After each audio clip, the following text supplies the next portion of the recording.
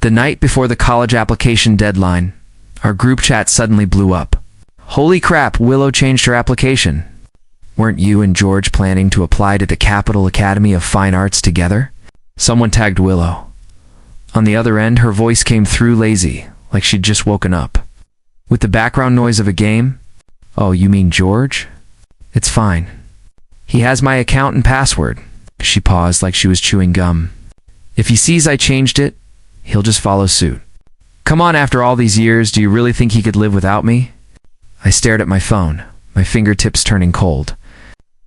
The clacking of my keyboard sounded painfully loud in the quiet room.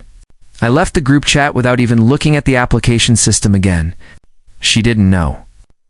She could change everything for Makoto, just like that. But in my heart, there was always a sky full of stars untouched and sacred. The dream I'd fought for through sleepless nights, and endless. Sketchpads, it was never just for her. Willow's words in the chat felt like an ice pick in my chest. The Capital Academy of Fine Arts, that was our dream. The one we promised to chase together one summer night back in 8th grade. Staring at the stars after painting at the studio. Our families even sat down together, carefully weighing every option before deciding on that school. And now, she just changed it like it was nothing. Didn't even bother to tell me. The group chat was still buzzing. Willow, you're that sure? George will check your account? What if he doesn't even notice? Willow let out a snort. A game notification chimed in the background. Of course he'll check. I know him too well. He probably checks it 800 times a day, terrified something might go wrong and we end up on different campuses. There was a tired kind of certainty in her voice. Ugh, you guys don't get it. You ever had a simp glued to you since childhood? It's exhausting. Laughter filled the chat soft, knowing someone else chimed in. Even if he finds out, are you that sure George will change his application last minute? That's risky. Willow's game sounds paused for a second. Then she replied, sharp and annoyed, piss off.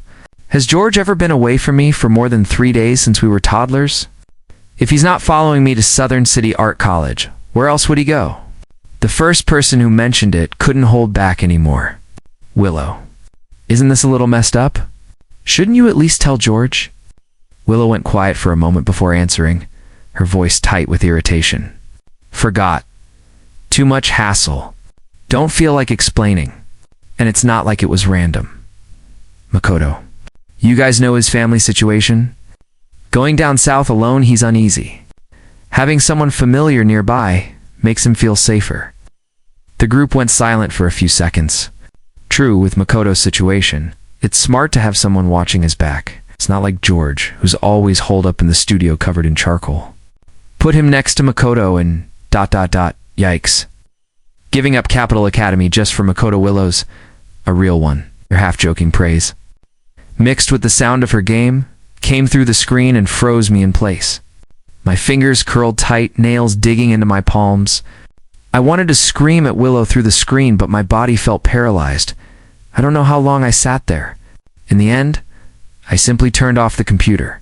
As the screen went dark, it felt like the last bit of light in my heart went out too. The door was locked. Darkness filled the room. The bitterness I'd been holding back finally broke loose. Willow's words echoed in my head again and again. I still couldn't understand how she could give up the Capital Academy of Fine Arts something she'd dreamed of for years, just like that. We'd pulled so many all-nighters painting until dawn, just to earn the scores that could get us there. Just before seeing the messages, I was still excited about walking into that dream with her. But I never expected the future I'd poured my soul into, the one I'd painted for us. She could erase it all in a heartbeat for someone else. She changed it just like that. And even telling me about it, that was too much trouble? Was she really that afraid I'd cling to her? If she was, then what about that night after training camp ended? On the rooftop of the art studio, the kiss she gave me, her lips faintly tasting of paint, our hearts pounding like war drums. Did that mean nothing? Was it just an impulse? While I mistook it for something real? Something inside me cracked. The truth is, she was never my only reason. From elementary school to high school, I followed Willow everywhere, to the same schools, the same art studios, Everyone, even Willow herself, assumed I'd always chase her shadow. But no one knew I had another reason for wanting to go to the Capital Academy of Fine Arts. It's a deeper reason that had nothing to do with her, even if she didn't go. I still would. I closed the sketchbook beside Mitha, one filled with our shared dreams and promises, without even glancing at the application system again. I had no intention of changing my path for her. She could chase Makoto to the ends of the earth. I had my own stars, my own ocean. Our paths had split, and there was no point clinging to the past. Once I realized that, the suffocating pain started to fade. It wasn't the end of the world. Dad always said, once your wings are strong enough, it's time to fly on your own. As for that kiss, I decided to think of it as nothing more than a scratch from a stray cat in an alley, just after I washed my face with cold water. Willow's video call popped up. My mind resisted, but my fingers out of habit tapped. Accept. What's taking you so long? We're all waiting. Hurry up, same old BBQ spot. If you're late, all the meat's gonna be gone. Noise buzzed in the background, familiar voices teasing and laughing. It was a post-exam tradition, taking turns treating everyone to dinner. Tonight was Willow's turn. But I didn't feel like going anymore. I'm not coming. You guys eat. Before I could finish, a deep, magnetic voice cut in, deliberately lowered. Is George refusing to come because he doesn't want to see me at your get-together? Willow hadn't even replied yet when others jumped in right away. Come on, Makoto. We're thrilled you're here. George is just, well, you know, can't stand seeing another good-looking guy around Willow. You'll get used to it. Part of Makoto's face appeared on Willow's screen, too close. In a considerate tone, he whispered, Willow, maybe I should just leave. I don't want to make things awkward for you. Willow's expression darkened instantly. She grabbed his hand and said firmly, Makoto, stay right there. Then she turned to the camera, her tone cold and sharp. George, come or don't. Your choice. We're not waiting. We're starting. The video ended, cut off cleanly and decisively. A rush of rage shot straight to my head. I tapped a few buttons and added Willow to my block list. For the first time in my life, I blocked her. And again, it was because of Makoto. Ever since Makoto transferred to our art studio in junior year, I lost count of how many exceptions Willow made for him. Maybe girls really do have a soft spot for that type brooding. Strikingly good-looking guys with a quiet, mysterious vibe, while I was always buried in sketches. Covered in charcoal and paint, Makoto looked clean, fresh, perfectly dressed. Even his drawing board looked like a fashion accessory. Because of him, Willow and I had argued, even gone through cold wars. There were times I truly thought she had feelings for him, and I purposely distanced myself. But each time, Willow would come find me, full of conviction. Don't overthink it. Makoto's just a friend. His family situation is complicated. I'm just helping him out. People say he's handsome, but behind his back, they probably tear him apart. And I believed her. Makoto's father had a bad reputation, which affected him too. So I turned a blind eye as Willow and Makoto grew closer. Willow had never lied to me before if she said she didn't like him. Trusted her. But later, in places I couldn't see, there were too many interactions between them that I never knew about. Until now, she changed. When I walked in, he didn't move, just glanced up at me with a subtle, almost invisible challenge in his eyes. Willow acted like she didn't see me. She turned her head away, her face cold, probably waiting for me to cave first, like always. But not this time. I didn't want to sit near her anymore anyway. I looked around and headed straight for the empty seat beside David, as far from them as possible. Everyone, our homeroom teacher said quickly. Just a few hours left before applications close. Make sure everything's correct. If you still have questions, now's the time. Then she hurried off. David was gleefully sharing the latest gossip when I felt a light smack on the back of my head. George, outside. Willow's voice. I turned around, met her gaze, then looked away without saying a word. Continuing my chat with David, Willow grabbed my shoulder and forced me to face her. George, what's your problem this time? Aren't you tired of this? We're adults now, still playing the silent treatment? Don't you think it's childish? Her brows furrowed, her tone heavy with exhaustion. Forced to look at her, I gave a half smile. Yeah, it is childish. It's also boring as hell. So save the performance. I'm not buying the reconciliation act. We stared at each other for a few seconds before she lost patience. Fine, whatever. If you want to play the tough guy, go ahead. Just don't go crying under your blanket later. She let go of me, her voice laced with her usual sarcastic bite. I turned back to David, face blank. Thought she left, but then both her hands clamped down on my shoulders, turning me around again. This time, her eyes locked onto mine, rarely this serious. Today's the last day. Double check your application, okay? Don't screw it up. She looked like she had more to say. But just then, Makoto walked over with a tablet in hand. Willow, I think there's a small issue with my submission. Can you take a look? Willow nodded. Before leaving, out of pure habit like countless times before, she reached out to ruffle my hair. I turned my head and dodged. Her hand froze midair. Her gaze darkened slightly, but she still added, Remember to go to the computer lab. Check everything one last time. Don't get sloppy. I let out a cold laugh in my heart. She probably thought that if she reminded me, I'd go check my application, realize she'd changed hers, and then follow her to Southern City Art College. Too stubborn to say it directly, of course. And Yaf, she told me outright that she changed her plans for Makoto. She'd have to deal with me afterward. Too much trouble? Good thing I wasn't turning back anymore. I glanced at Willow, who was fully focused on helping Makoto with his tablet, then grabbed David and left the studio. David noticed something was off and insisted on dragging me to a birthday party for one of his friends. I gave in. After dinner, they pulled me along to a newly opened motorcycle-themed bar. Turned out Willow's group was there too. There were quite a few mutual friends. And before long, we ended up in the same large booth. Willow's expression stiffened a little when she saw me, but she didn't say a word. Didn't even say hi. I treated her like air. On the way to the restroom, I overheard her talking to one of her girlfriends around a corner. The girl was trying to talk some sense into her. Willow. Maybe just be straight with George. Yeah. He's going all the way to Beijing by himself. It's an unfamiliar city and all. Willow's voice was full of certainty. Relax. I made sure he's set. He definitely changed it. He's just pissed right now because I didn't talk to him first. That's all. I froze in place as footsteps approached. The two of them turned the corner and spotted me. Willow gave her friend a quick look, a silent signal to leave us alone. Once her friend was gone, Willow stepped closer, boxing me in against the dim hallway wall. George, talk. I rolled my eyes and tried to walk away. But the moment I took a step, she pulled me right back, trapping me between her arm and the wall.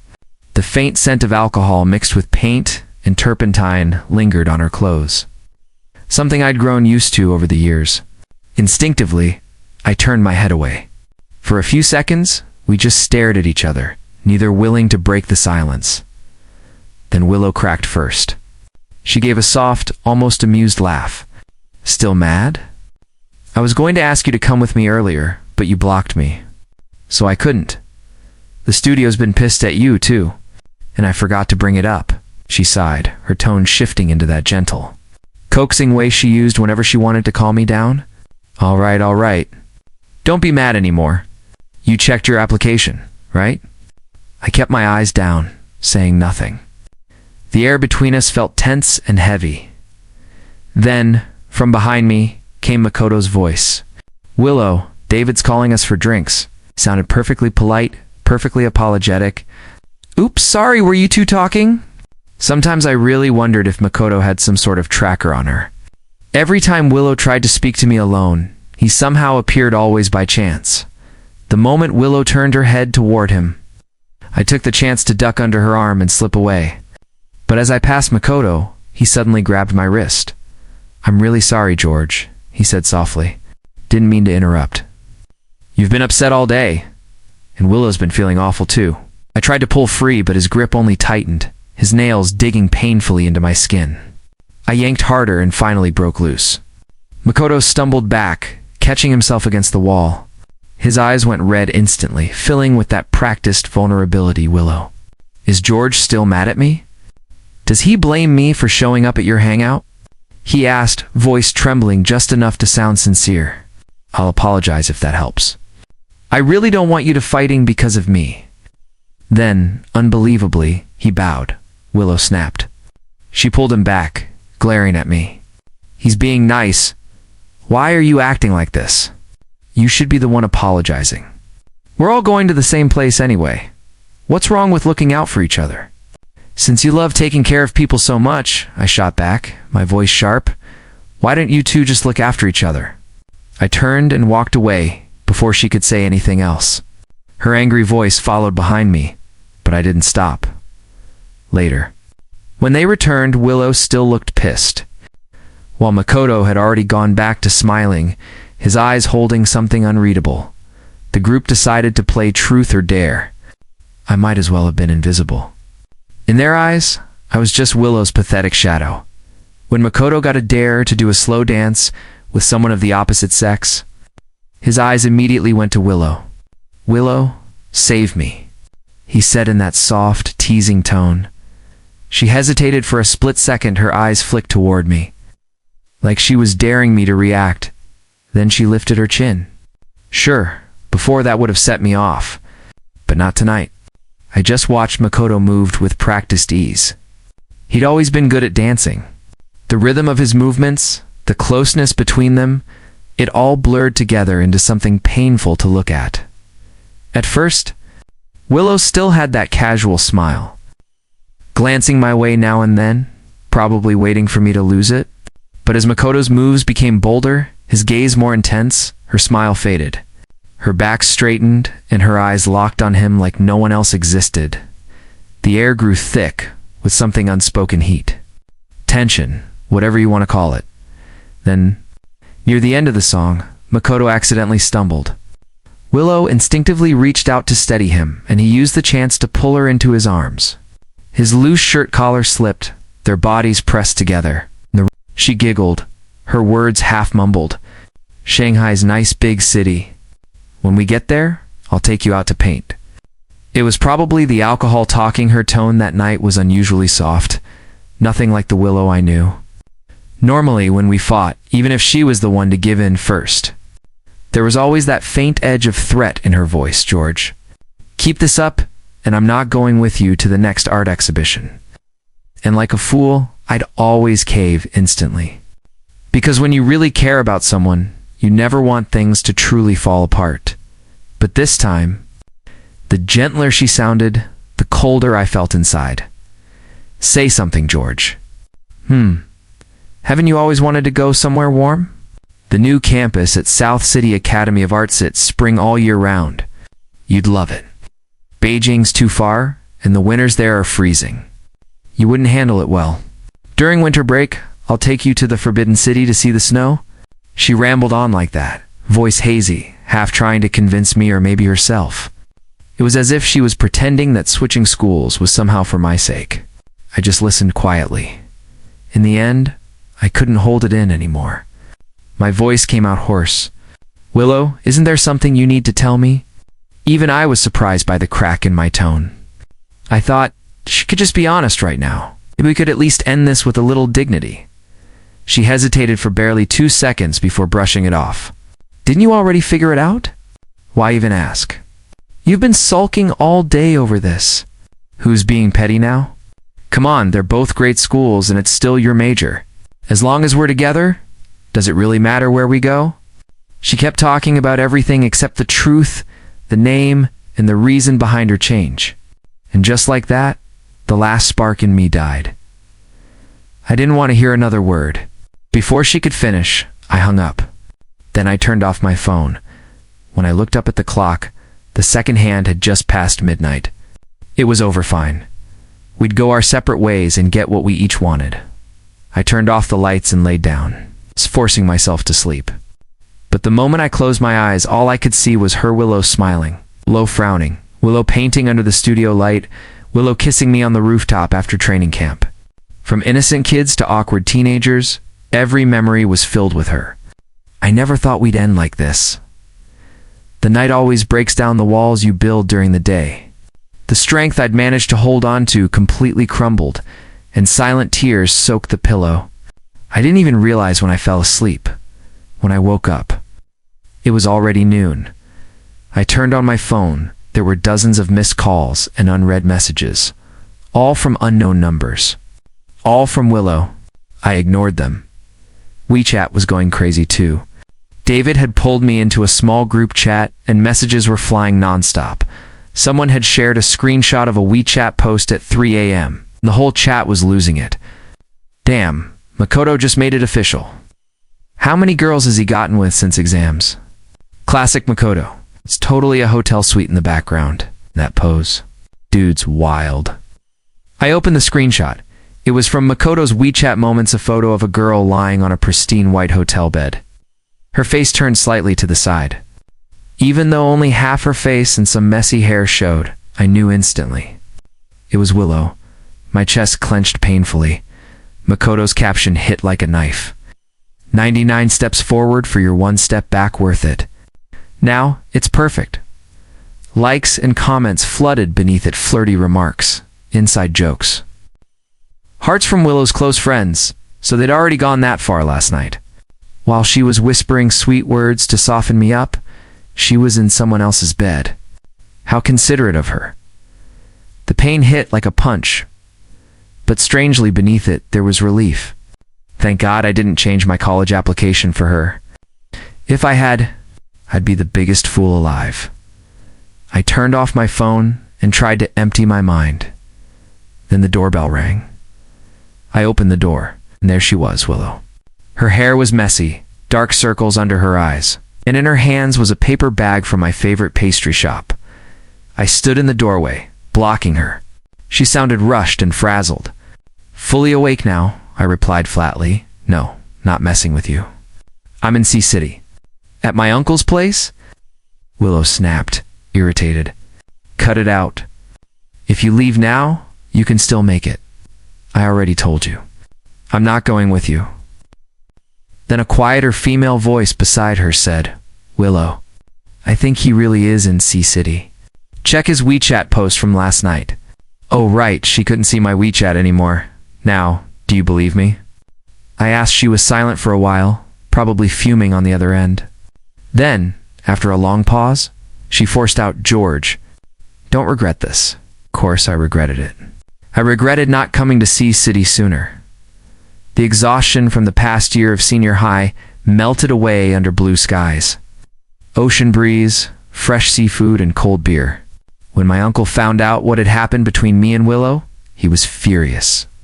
Every day, he dragged me out to car mod shops.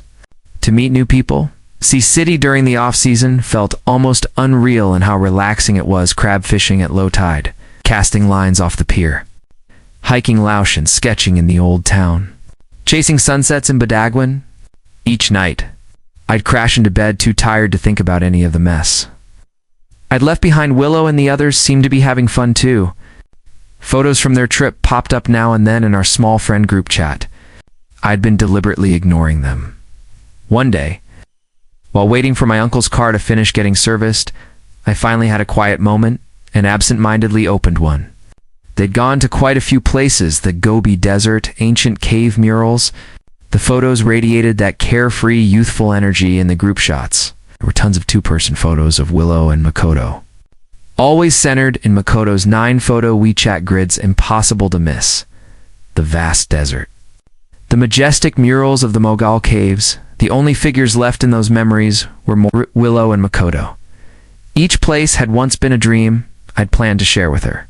Now seeing them without me stung with a sharp, subtle pain. The sceneries we promised to see together ended up with someone else in the picture. Turns out, no one's really irreplaceable. My cousin leaned over, saw what I was looking at, and scoffed.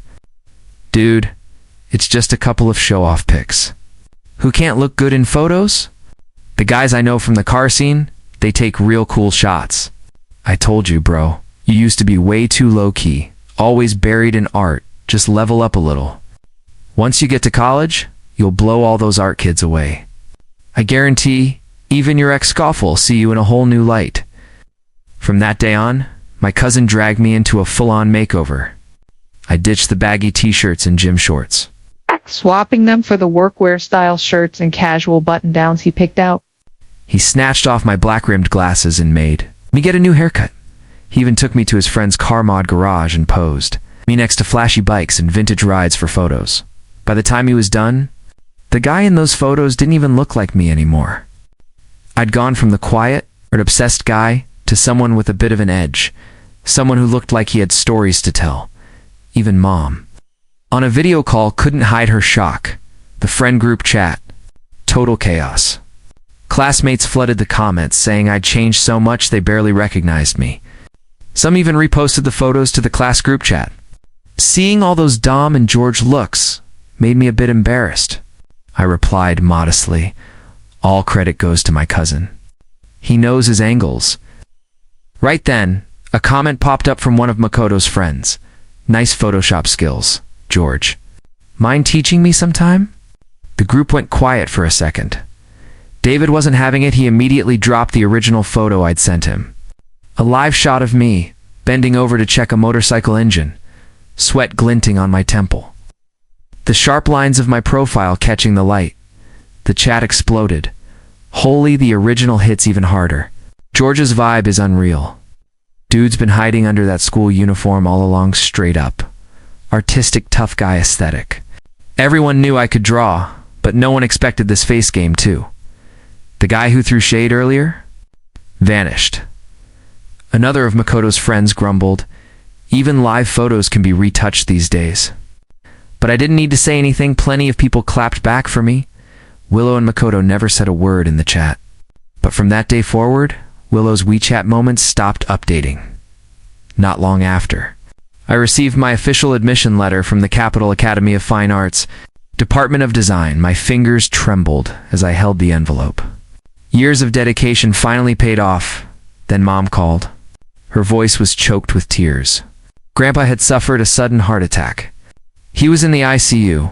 I needed to get back to Beijing immediately. The next day, I landed in the capital in a hurry. As fate would have it, right when I was picking up my luggage, I ran headfirst into Willow and her group, apparently returning from their trip earlier than planned. They were supposed to be gone for a whole month. I had no idea why they cut it short. The moment our eyes met, the shock on Willow's face was unmistakable. Even Makoto looked caught off guard. After a few seconds of awkward silence, I started pulling my suitcase to leave. Willow snapped out of it and quickly walked over. "George, you're back today too?" she asked, surprise and something like amazement shining in her eyes. She blurted out, "I almost didn't recognize you just now. You look really good, thanks," I replied coolly. Keeping my tone distant, it was the first time we'd gone more than a week without seeing each other. But standing there, I finally realized something without her. The world didn't fall apart. I had no interest in small talk, so I sped up, dragging my suitcase toward the arrival exit. Mom was already waiting for me. I walked straight to her. Just as she took the suitcase from my hand, I heard Willow calling out behind me. She had actually followed me. "George, why are you walking?" At that moment, I had just finished helping my grandfather clean up. I was drained physically and mentally. "Willow, congratulations. You got what you wanted. There's stuff going on at home." "I really can't." Before I could finish, she exploded. "Everyone has their limits. How long are you planning to keep sulking? I've given you so many chances to walk back from this. Do you know how exhausting this is for me? I couldn't even enjoy the trip. So what now, you're gonna stay mad all the way until registration day? Who's gonna help you carry all that luggage and your stupid art supplies then?" "I won't need you," I replied coldly. In my mind, I remembered the freshman group chat at the Capital Academy of Fine Arts. Several enthusiastic upperclassmen had already offered to help new students on move-in day. Even without Willow, I'd be just fine. I hung up. She must have been stunned into silence, because moments later, a text from an unfamiliar number popped up. "George, I dare you don't come running to me once school starts. When someone else starts chasing me and I say yes, you'll be the one crying alone." I was speechless. I pulled out my phone, deleted Willow from my contacts, and blocked her. After that, I focused entirely on taking care of Grandpa. The school's honors board was posted, but I didn't go back to see it. David told me Willow didn't show up either. The next day, her dad reportedly dragged her to one of his company's regional branches to experience real life. After the banquet, for some reason, she even quit the class group chat. I figured. This time the line was truly drawn. And maybe that was for the best. Grandpa's recovery went well. As the semester approached, he was able to walk again and was brought back to Lakeside City to recuperate. I only stayed home for one night. Mom had already packed my luggage in advance. The next day, she personally drove me to Beijing to register for school I never saw. Willow again. College life turned out to be easier than I expected. The moment I got out of the car with my luggage and art supplies, enthusiastic upperclassmen showed up to help carry everything to the dorm. The guys in my dorm all from the north were loud, direct, and surprisingly easy to get along with. There weren't many students in our major, so we bonded quickly. During the first week, they took me all around Kaffa, the 798 art district, and made sure I tried every snack at street. All the worries I had about not fitting in disappeared almost instantly. Before military training even ended, and I'd fully settled in, I received a love letter from Aina, a girl in the neighboring sculpture department. And just like that, Willow called again. "George, I went to your place yesterday. I wanted to head to campus together. Auntie said you'd already gone to Beijing. But I got to South City Academy of Arts today and couldn't find your name in any of the class rosters. What's going on? Which campus are you at?" I couldn't help but laugh. So all this time, she hadn't realized I'd never followed her to South City Academy.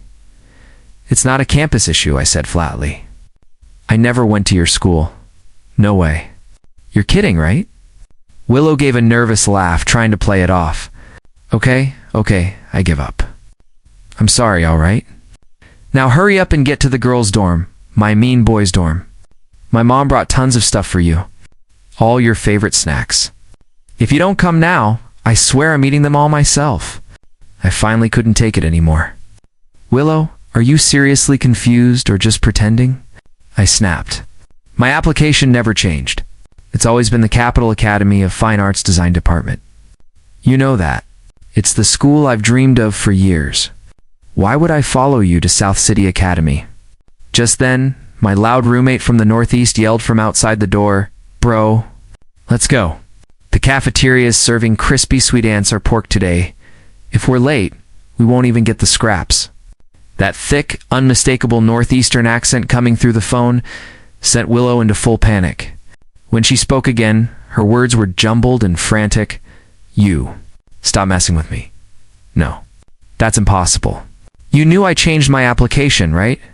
How could you not follow? How could you just go to Beijing all by yourself so far away?"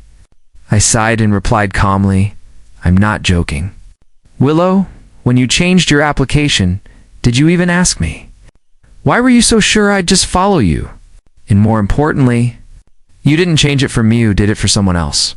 If I had followed you, what would that have made me?" Willow panicked. "But I did ask you that night. You said—" Willow was stunned. Her face paled. Her tone softened. "George, I don't know why you didn't change your application.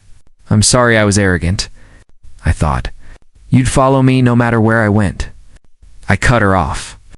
"Stop. Don't push your expectations on me. I didn't change, you were the one who let go first. But in the past, no matter where I went, you'd always come along. You had my password? Why didn't you change it this time?" she asked, her voice trembling as she tried to grab my arm.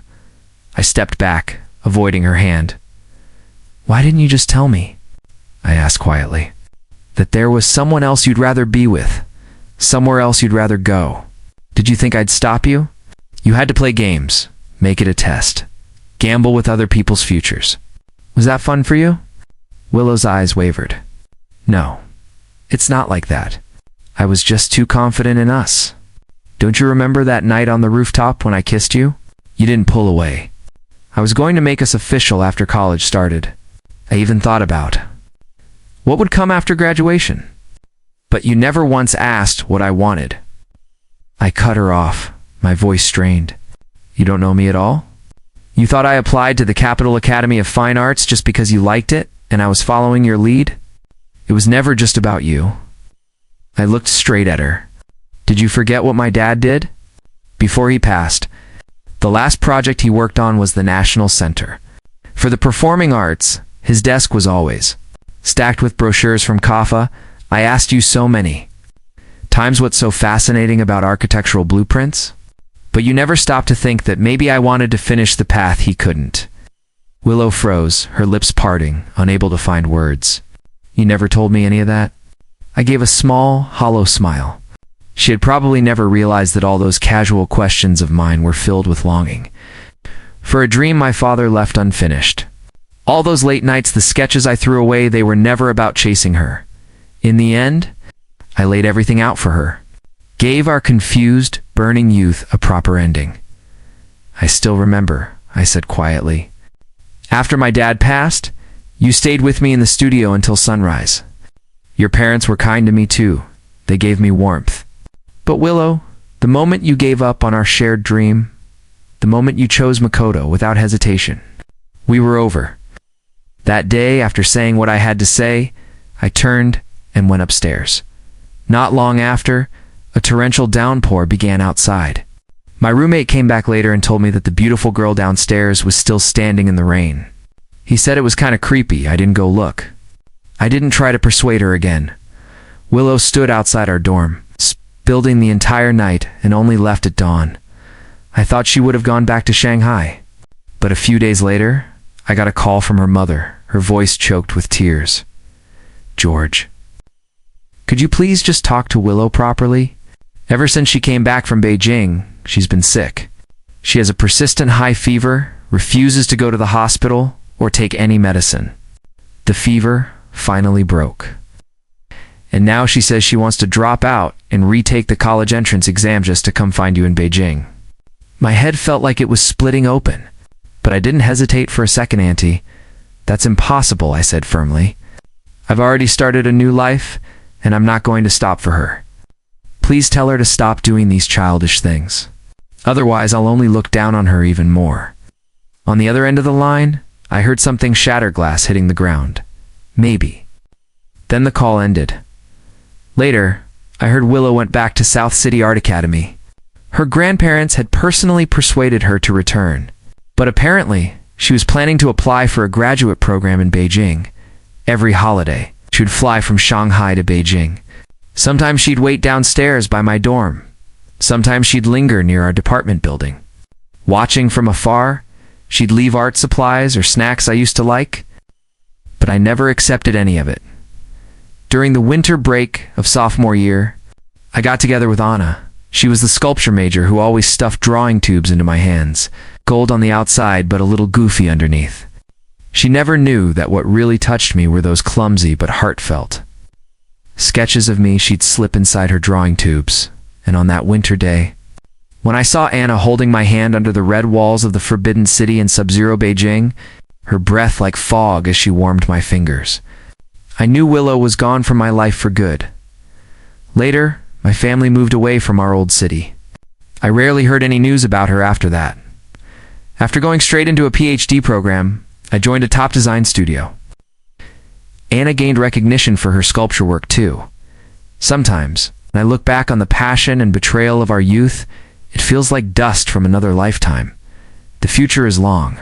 My journey lies among the stars and seas within the infinite worlds I can build with my own pen. Dawn is coming. Even the longest night will one day break into light.